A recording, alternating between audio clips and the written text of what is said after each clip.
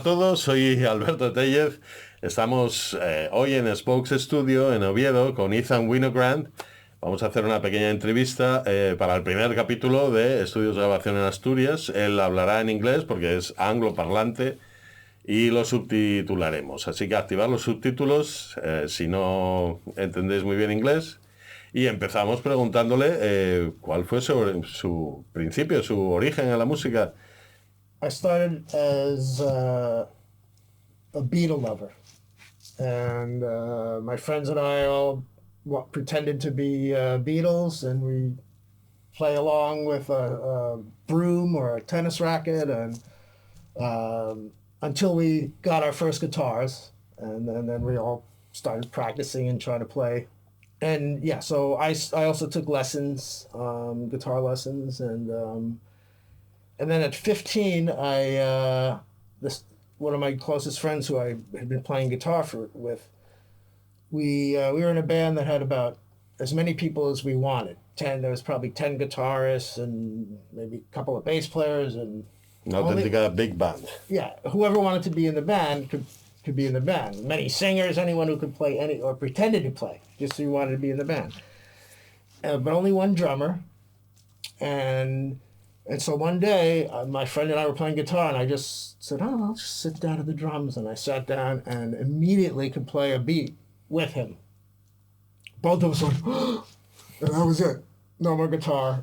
Just started playing. Hablando de los Beatles, creo que tu madre te llevó a ver a los Beatles. That's true, yeah. We were mad fans, and yeah, she took us to see them at Shea Stadium. And so I started playing drums. And in that band, I asked the drummer if we could switch. And she was this incredible, talented music. She played drums, piano, harmonica. And so she said, yeah. So she just immediately switched to piano, and I played drums for the band. And that's how I started.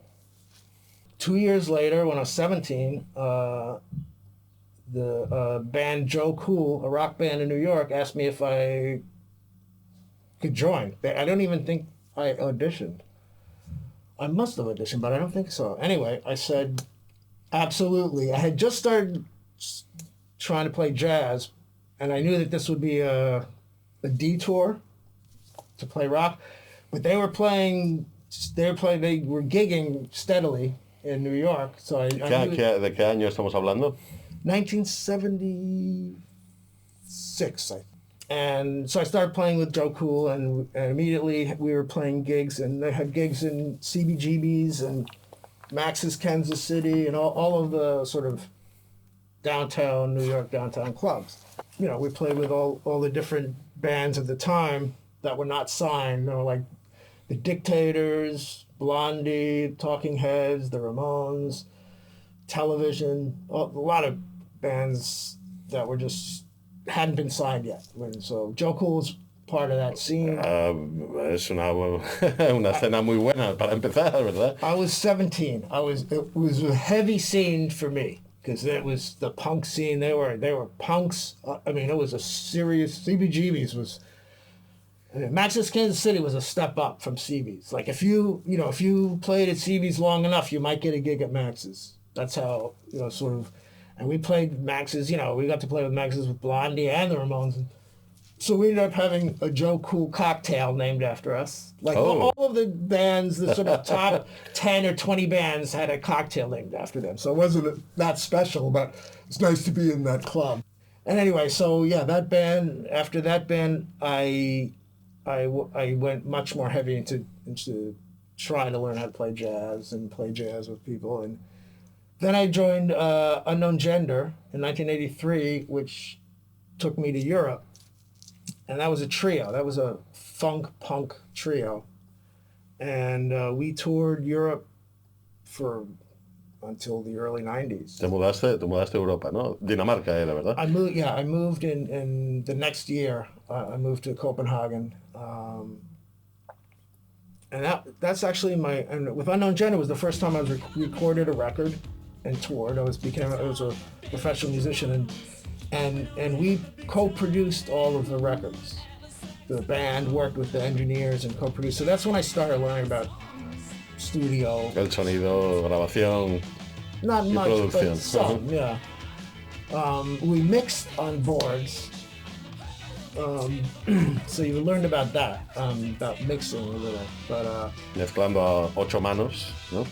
every hand did something, and sometimes you even had to have a note, because in the chorus, punch in the reverb, punch it out, or whatever. It was a performance. You had to get it right. Muy físico, ¿no? Or you had to do it again.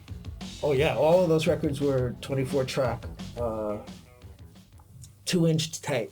Cinta de 2 pulgadas, sí. And you mix down to 1/4 inch.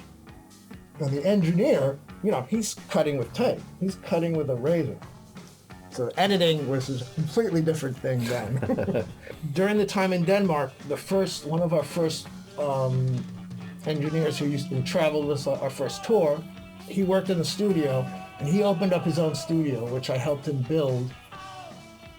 And then I worked there with another producer, another drummer, and we were the two producers. We produced commercials, music and sound for commercials, for industrial commercials, or all kinds of stuff, and worked in that studio. And that had a 2-inch machine that I actually learned had to clean and cada día. That was every morning. I had to do that. No lo echas de menos entonces. Well, there it was sort of your work, so it was fine. But when I had to record my own record in New York years later, and I'm running around town with, it's not just the size, they weigh it, they're peso mucho. Sí. You're walking around, and you need three of those for an album. I don't miss that at all. That was great experience in that studio. And then I returned to New York around 1987 and started playing with many different musicians. And soon I was called by Carla Bley, and she called me to record on her daughter's first CD.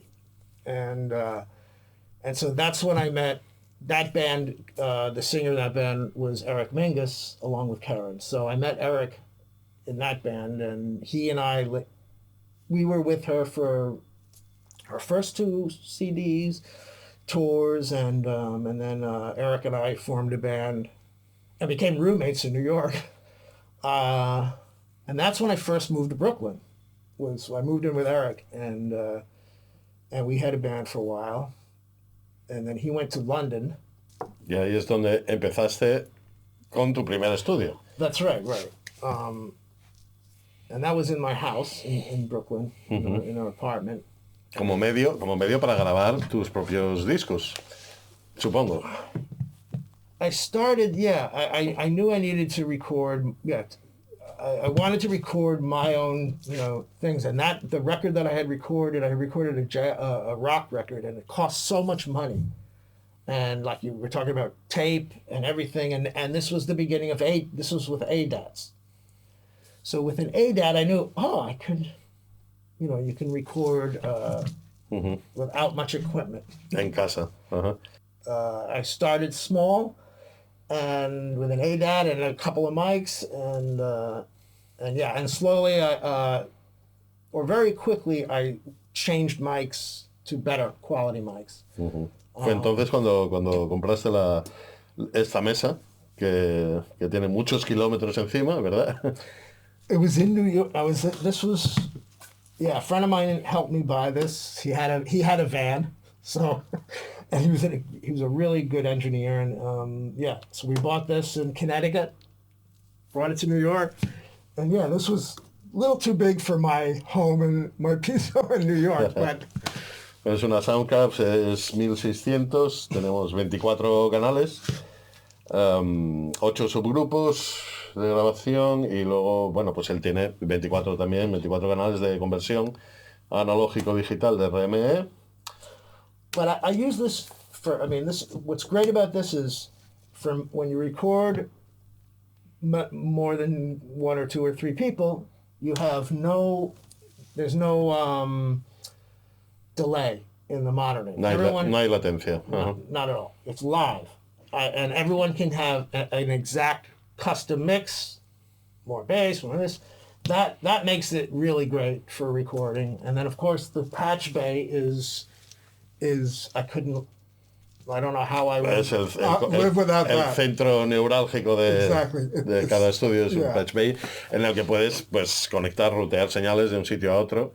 Hiciste una serie de producciones en Nueva York, en tu piso de tu estudio, que estaba en tu piso en Brooklyn, y al cabo del tiempo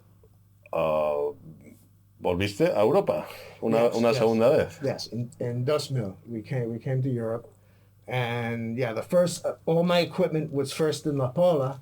It was a big local garage, and I had the studio set up there, and I recorded my first CD there, my first jazz CD, and then when we moved to Oviedo, I spent 2 years building this, converting this. This was a piso, just a regular apartment. And I converted it into what you see now. Sí, él fue, cuando vivía en Nueva York, él trabajaba de carpintero durante muchos años y se dedicó pues a transformar este piso, que estaba abandonado básicamente, ¿verdad? Completely, yeah. En un estudio muy cómodo, muy acogedor. Muy, how do you say, casada? Homemade? Casero, sí, Casero. hecho a mano. O sea, que construiste este estudio específicamente para la grabación de baterías y de música acústica, de jazz en particular, pero bueno, todo tipo de música acústica. A lo largo de los años, pues has seleccionado el material que a ti te interesaba para conseguir el sonido, tanto micrófonos como previos de micrófono, para tener tu estudio ideal. Sí, el estudio tiene una sala de control, así muy cómoda, grande, espaciosa, luego tiene una pecera dedicada a la grabación de baterías y luego otra pecera más grande pues para otro tipo de instrumentos, voces, etc. Yes, how you say, dos cabinas. Dos cabinas, dos peceras que se llaman. Uh-huh. And yeah, and when I recorded my quartet two times here, two for Duke different CDs, the bass player was in the control room. And the loudest instrument would be, aside from the drums, would be the sax or trumpet, would be in the another cabina dos. Así que tenemos un espacio que es flexible, se puede adaptar a cada tipo de grabación. Yeah, you have to be. But also, I like recording in the control room as much as possible. Somebody else, acoustic guitar, vocals, put on headphones, and it can often be more comfortable in here than if they're separated in there. Although some people prefer to have the whole sort of thing. It's isolated and sometimes with the lights out, you know. Sobre todo para voces. Yeah. Sí. For the mood. You gotta have mood. Muy bien, con los años pues ha sido cambiando de equipo. Por ejemplo, podemos hablar un poco de microfonía. Empezaste con Audio-Técnica. Sí. Micros japoneses. I mean, I started with them and I've stayed with them in a lot of areas because their high-end mics are really, really clean sounding mics. They have very little color, and so if you want something really accurate, that's a really good mic. Their top, you know, their large diaphragm, which is their 4050, really nice and clean. They have a same thing in a tube 4060, which is amazing. So yeah, I have a small collection of their you know, and then I have some of the small diaphragms, 4051s, which are also very, very nice, clean. And so yes, I started with Audio-Técnica, and each, you know, got one. Y el siguiente paso que diste, Japón, diste un salto a Rusia, ¿no? Porque los micros rusos eran muy buenos y daban una calidad estupenda por un precio mucho más bajo que los micros alemanes, ¿no? Que sería como el siguiente. In the 90s, these Octava, Russian mic Octava started coming into the you know, professional audio world, and they were so cheap that it was, you know, but you got these amazing reviews. And I started with a pair of those. And actually my first CD, the Made in Brooklyn, the drums, that's those mics. Siempre hay un micro perfecto para cada aplicación. La historia es saber cuál es y utilizarlo. Muy bien. Y el siguiente paso, obviamente, pues es micros alemanes, Neumann. Yeah, Neumann are some of the most expensive mics that you can, and that's the standard mic for professional recording, and you have a Neumann and then you have everything else. And even though there's many mics that are just as good and better sonically or whatever, but Neumann's the name. And if you tell somebody you have a studio and you're talking about a professional studio, almost the first question I would get would be, ¿Tienes un Neumann? Exactly. And I'd be like, So I had to get one. So I have one. I got a TLM 103, and it's a great mic. Vale, igual que hay un micrófono perfecto para cada aplicación, los previos de micrófono también son bastante diferentes y Ethan tiene una selección, puedo decir cojonuda, ¿no? Pues tiene una selección cojonuda de previos de micrófono que también se adaptan a cada situación y a cada instrumento. Háblanos un poquitín de... Yeah, I mean, obviously this took a long... Choosing the mic pre's that I have now took a really long time of, research but that was sort of the beginning of me buying mic pre's and trying to choose a mic pre that would be good, mainly for the overhead drums, because that's when you get the most accurate sound of all of the drums and the cymbals. So, but to go to fast track, what I ended up using for overheads and for anything that's needs the most critical clear is the Millennium Media mic pre's, and they just are the cleanest sounding. It's the closest that I hear when I listen to the cymbals. My ride cymbal, which is my ¿Tu referencia? Yeah. That's the only mic pre that I can afford that sounds close enough. Yeah, y es un predio muy limpio y muy detallado. Yeah, the orchestras, if they're doing multi tracks, will often use Millennium Media. Uh-huh. Tienes otro interesante que es un John Hardy MP1. Yes. I was very lucky because I would never normally be able to afford, because John Hardy, those are handmade by John Hardy. And so most people, they're just ordered, and I got a secondhand one from somebody in Hawaii. This is when I'm living here in Oviedo. Yeah, those are really, they're very like a Neve. They're the Neve style, but supposedly they're cleaner and very punchy. So that's my kick and snares. Go right through those, and if you need a strong rock vocal, would be great too. Then I have 4 channels of Telefunken V672, which it's another one of these things that I bought many years ago, just the modules, and I had them made.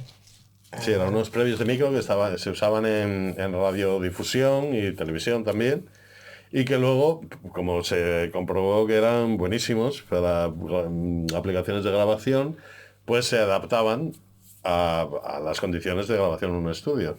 And yeah, they have attitude. They have a sound. Transistores. Yeah. Uh-huh. And esta es la versión de transistores del otro también muy famoso previo de Telefunken, el V72. And then I have the Joe Meek, which is, I think it's the only one I have that's a 1-channel, and it's the VC1. So it's a mic pre, a compressor, and then a little bit of EQ. Sí, eso es interesante también para bajistas. It's also great because you have inputs on the front panel, so muy cómodo para grabación, llegar, enchufar y listo. fast, direct stuff goes right in there. I don't have to do anything, and it's very clean, very good, clean. O sea, tienes una selección, voy a decir cojonuda otra vez, una selección muy buena de previos de micrófono que se adaptan a diferentes situaciones. Luego tienes un poquitín, una colección de guitarras eléctricas, algún bajo también, algún amplificador también para grabación de guitarras. I have two amps. One is a Fender Hot Rod Deluxe, which is an obviously amazing sounding amp with almost any guitar, I would think. And then the other amp is the Micro Terror, which is a little head, but in a nice little cabinet. Muy pequeñito, es un amplificador de válvulas. One valve. para llevar de excursión. Se lo metes en la mochila y te vas a tocar por ahí. Estamos en la cabina de grabación de baterías.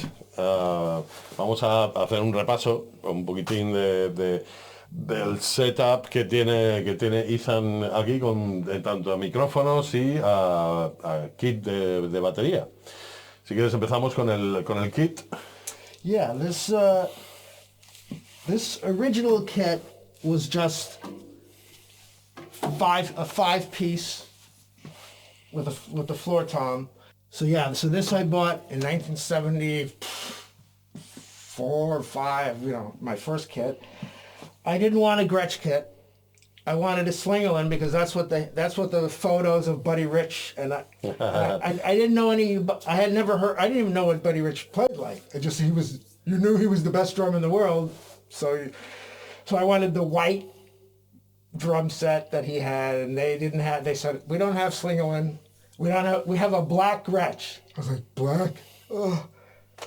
But of course I didn't feel like I had a choice. I was just happy to getting drums. So, and then of course I added on through the years. A 10-inch, 14.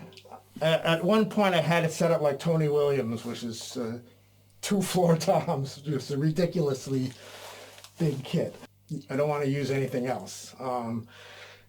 And I never realized until a friend of mine told me, oh, you have a vintage Gretsch. I was like, they're not vintage. They're, from they're from the 70s. Tú también eres vintage, ¿no? Obviously. That makes me, obviously. But yeah, so then I realized, oh, from the 70s is vintage too. Because I always just thought the round badge was what you would call vintage. But in any case, and this is what I've recorded with for most of my recordings. Y una selección de platos turcos, por lo que veo por aquí. Many of them are Turkish, and some of them are, like this one was redone by an amazing cymbal.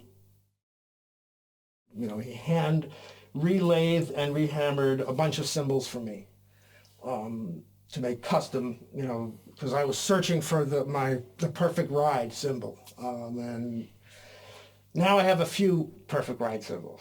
But con los años. Yeah, it took many, many, many years to get to hone in on and de búsqueda, de cambios, de buy and sell over and over and over. And I switch cymbals depending on, certainly if it's rock or jazz, it's very different. And then I have the Meinl Dragon are made in China, and they're handmade and hand hammered. I have a number of those left from when I had a sponsor deal with Tama and Meinl. That big one, the big China, that's another Dragon. I mean, that's a one of a kind. I wouldn't sell that for almost anything. The sound is just incredible. And I went a little crazy with customizing cymbals. Some local metal worker here, I had them drill lots of holes, which is, what it does to cymbals is it shortens the decay and makes them trashier sounding. And Eso fue un experimento, ¿no? ¿Y estás a gusto con el resultado? Yeah, it's not really an experiment. You have to pay to buy these cymbals with holes in them. It costs like extra. If you buy Siljan or Sabian or anyone who has Sorry. these designs is way more expensive. Así que con el espíritu Exactly. I had many of do it these yourself, ¿no? Hacerlo tú mismo. because I have at this size of a crash cymbal I would normally never use. An 18-inch is too Yeah. big, but this turns it into something for me very interesting and Ajá. Y usable, ¿no? yeah, a very different sound. And I'm fairly extreme when it comes to my cymbals. They're as dirty sounding as you can imagine. My rides, I like trashy sounding rides and trashy sounding crashes, and this is actually named Trash Hit. You see, it's sort of bent. Sí. I mean, it's really but it's Está hecho a propósito. I mean, Ahora tienes una selección de cajas que luego haremos un... yes, I have a bunch of mostly Gretsch. Either there are different widths. I mean, most of them, what I normally play is a 14 by 5.5, which is the standard size. Then the deep ones, like there's a deep one over there. I have 2 deep wood Gretsches. And yeah, they have a very different feel for me. I mean, you can get them to sound fairly similar, but the feel is very different. And that one over there, which is maple, was in my friend's studio in New York for quite some years, and it was the favorite snare of jazz or rock. Yes. And he had his studio was a full-time commercial studio in Brooklyn, and that snare was just like it's never left the drums setup. Every time I came, I go, man, you guys are always using that snare. He goes, yeah, it's So I didn't really like it then. That's why I left it there for him to use over and over for years. I found out when he closed the studio, I brought it here. I started using it with Michael E. Wolf with the Mariah Zydeco, which is a blues trio, and oh my God, it sounds amazing. So now I'm using it. I'm recording with that. That's one of my main recording snares. So yeah, some snares that come back to life. And yes, I have some steel. Most of them are wood, but I have an old Tama Imperial Star from the '80s from my Tama set, and that's a huge sounding snare. Muy bien, yo creo que podemos empezar a hablar de cómo microfoneas este set tan fantástico. Okay, I'll start with the most important to me. Empezamos con lo más importante, si quieres, sí. The overheads are for me, that's what captures the main sound that I use. Like, everything else comes in to help, but the main drum sound is from this. Este par de aéreos, estéreo. And these are Microtech Gefel, or Gefal, and they're a German mic company that it used to be the Neumann factory, and when Neumann moved, they also took the name. Yeah. Pero esta gente se quedó con las máquinas con las que hacían los Neumann en la misma fábrica. They left the factory, and if that factory became Microtech Gefel, and yeah. So this is a system where you have interchangeable capsules. So these are my favorite overhead, or what do you call it? Cardioid. Mm-hmm. These are cardioid. These are my favorite cardioids. And then what they're really well known for is they have the M7 capsule, which is the same capsule as the Neumann. It's the 7. Number 7 is like for the U47, 67, 87. It's that large diaphragm capsule. So they have an interchangeable large diaphragm, M7, which has multi-pattern. When you add that to this, it becomes a really expensive mic. This is a Audio-Technica 4050. It's basically the cleanest large diaphragm I probably have. I mean, I'd say it's cleaner than the Neumann 103. As far as like clean, I think that's so that. Y este lo utilizas para complementar los Microtech FL. This only for like pop, rock, blues, something where the drums are power drums, not jazz, not acoustic, because the same thing with all of the tom mics. I don't use any of those in a jazz recording here. I just use the overheads, not this. Very, very little few mics are actually used. O sea, que utilizas un set diferente de micrófonos para grabar cada estilo de música. Por ejemplo, para jazz solo utilizas los aéreos y probablemente The kicks el depends. bombo y la caja también, o la caja Yes, no. yes, always, Sí. always caja. Ajá. Y para grabar pop y rock But that's because utilizas... it's so much. The rides are so important, and you can't play with the same power with rock or jazz. I mean, if you it would just be all cymbal. Demasiado, claro. Yeah. So when I switch rides. Aside from I have all of the mics are set up so I don't have to set up. Oh, now I'm going to do rock. Now I'm going to do Simplemente jazz. utilizas unos u otros, ¿no? Pero están siempre en el mismo sitio y preparados. For people who want me to, I'm sending somebody drum tracks for a song. They want the snare top bottom. They want a hi-hat track. They want 2 or 3 bass drum tracks. Quieren las mayores opciones It's not posibles. it's not what I use in my productions here, but when you send them tracks, they want at least 2 kicks. Lo más posible, Maybe ¿no? 3. I give them 3. Bueno, pues ya que estás hablando del bombo, vamos a hablar de la microfonía del bombo, que ahora mismo hay 2 por fuera y 1 dentro, ¿no? Right. They're all 3 Electro Voice. I started out using the RE20 only, and I never even used more than 1, kick drum, and that's always been good no matter what for any style. But now with 3 kick mics, inside there's a mic that's there dedicated, designed for kick drums.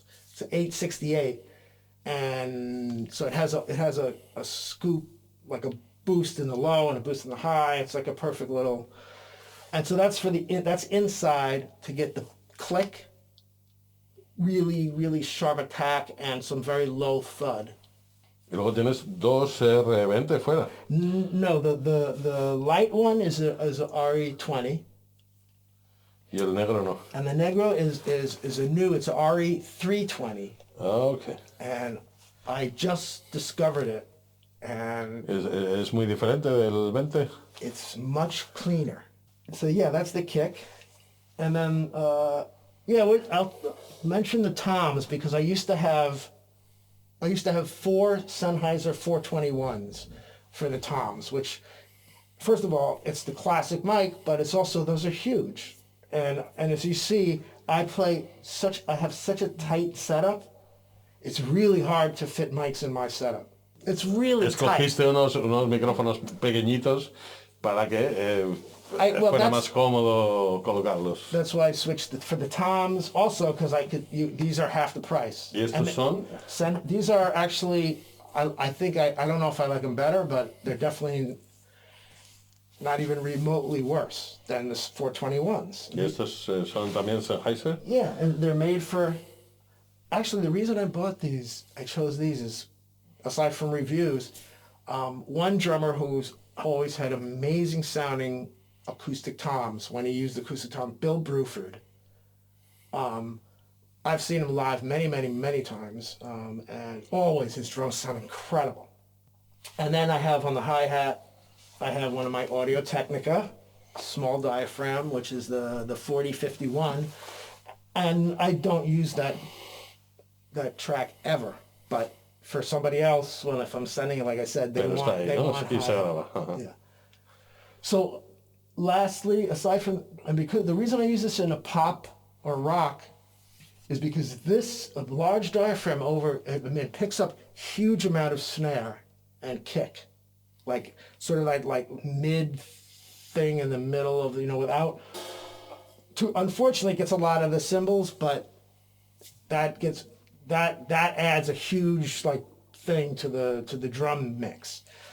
And then I have up in the high corner that's one of the Russians. It's the same as what we're actually speaking through. And that's a large diaphragm, 319. That gets a little bit of that sort of dirty room sound that when you compress makes the drums sound like really macho. I mean, just like, O sea, ¿tienes solo uno de habitación o más? No, well, I would say these two, I would call them sort of, it's not really an ambient mic, but that's an ambient mic. And some room mics sound are what the producers will use more than anything else. Like, whereas I'll use these more than, the overheads will be the main thing. And then you bring the snare and you bring the toms up as you need them. Muy bien, pues creo que con esto nos hemos hecho una idea aproximada. Tenéis que venir a ver a Ethan para haceros una idea todavía más aproximada de lo que es su estudio de grabación en Oviedo, Asturias, Spokes Studio. Y ha sido un placer estar con vosotros. Gracias por vernos. Gracias, Ethan, por presentarnos tu estudio, el estudio de tus sueños que has construido pues después de muchos años de la búsqueda del el santo grial de la grabación de baterías. That's true, and I appreciate being able to share it. What we have to do next is play some music here together, right. and you can hear some, hear the stuff we're doing. Uh-huh. Me gustaría, sí, que tocaras un poco y para que se dé cuenta la gente realmente de a qué suenan las grabaciones de batería hechas en tu estudio.